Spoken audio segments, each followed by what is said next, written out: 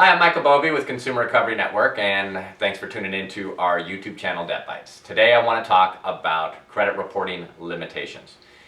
Reader questions that I get, some of the most active pages on the CRN website, are people that are looking for detailed information and feedback about whether or not something can stay on their credit, how to get something off of their credit. The most typical type of negative on your credit report is when you fail to pay something on time and it gets sent to collections. The time that that type of information is allowed to stay on your credit report is 7.5 years. Not just 7 years, but 7.5 years from the date you started missing those payments. So let's assume for a moment you could no longer afford to pay your credit card bill and you stopped paying in 2012, June of 2012. It wouldn't be until December or January of 2019 that you can expect that unpaid collection to fall off. It does not matter if you later paid it. Okay, let's say you dealt with a debt collector 2 years after you stopped paying. So in 2014, you were able to reach some kind of settlement. Well, fine, it updates to the credit report that you don't owe the debt anymore. It's a resolved collection account. But it doesn't start a whole new 7 or 7.5 years from when you settled, so 2014 leading into 2021. It's still the same account, and it still dates back to when you first stopped paying that credit card company in June of 2012. So both items, if a debt collector was to have also reported, debt buyers typically do that, right? So you have a debt that you owe to Chase Bank, and Chase sold it off to XYZ debt buyer, and now that debt buyer is showing their own new entry, right? Chase shows a zero balance and a charge-off, unresolved collection, because that's true and accurate, but they're only showing a zero balance because legally they can't collect it. Even if you wanted to pay them, they sold the legal rights to it, so they'll show a zero balance, but the debt buyer will pick that up, and you'll have that showing up as something due and unpaid. So when you resolve a collection account, you still have all of those same items that are going to come off at the same time. You are the one that's responsible to make sure that that happens, though, because debt collectors can re-age or refresh or use newer dates, and you want to be careful to monitor your credit to make sure that everything does come off at the right time. The exception to all of that coming off at the same time, no matter who's reporting it, would be if you were sued and a judgment was entered against you. That gets a new set of downs, if you will, okay? So it's a whole new entry or even part of your credit report, the public records section. When you're sued and a judgment entered, that's going to stay for 7 years, okay, from the date entered. So let's assume for a moment in this scenario that you stopped paying that credit card in June of 2012, and then you were sued in June of 2015 and a judgment entered. You didn't respond, or you fell on your sword. Hey, my bad, I owe the debt, I don't know what to do. By the way, you do have options. Look for some of the other videos on our YouTube channel about dealing with debt collection attorneys or dealing with judgment debts. But that judgment being entered in 2015 means you have till 2022 for that to come off, even after you pay it and everything like that.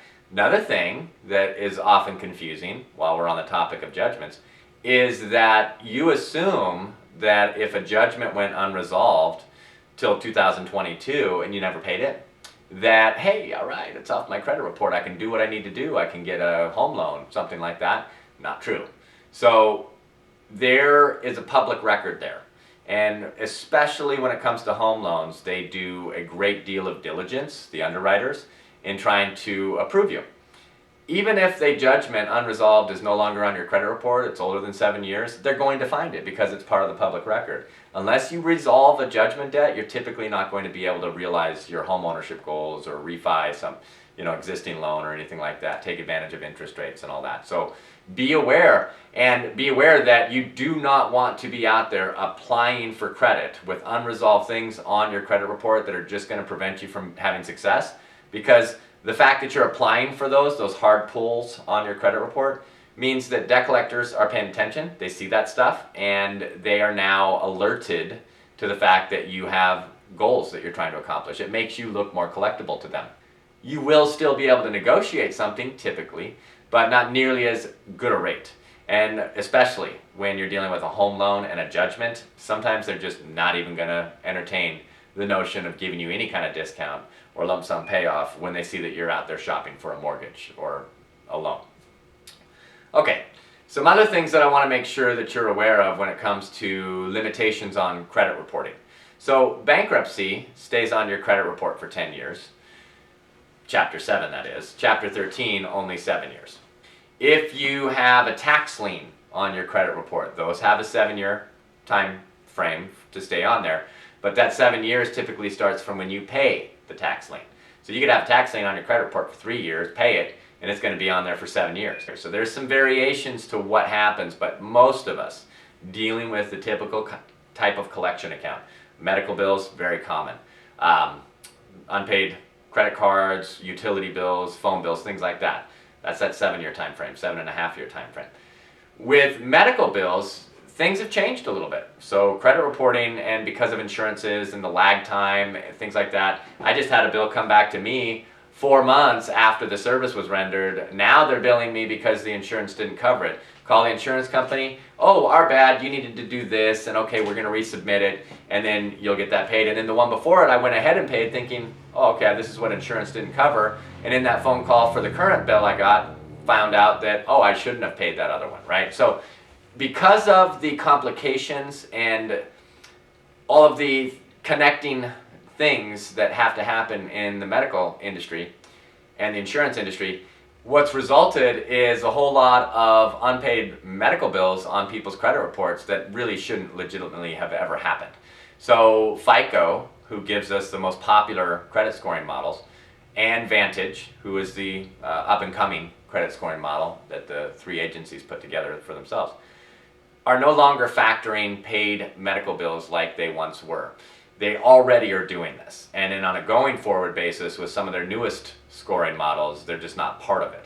Even FICO 9, as lenders are starting to use that, starting right about now. It's been available for about a year or two, but that doesn't even factor in a lot of cases, paid collection accounts, not just medical bills. So on a forward-looking basis, it's going to look a little bit better for those of us bouncing back from credit setbacks, collections and things like that. As we resolve those, we're going to be able to accomplish our goals a little sooner than, say, we can right now, or we could even 2 or 3 years ago. So, and that is immediately right now something that applies to paid medical bills, okay?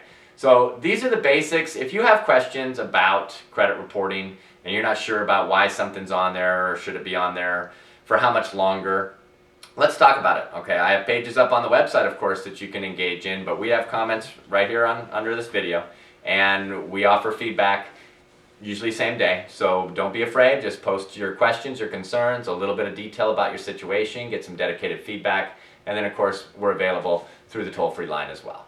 See you on the next video.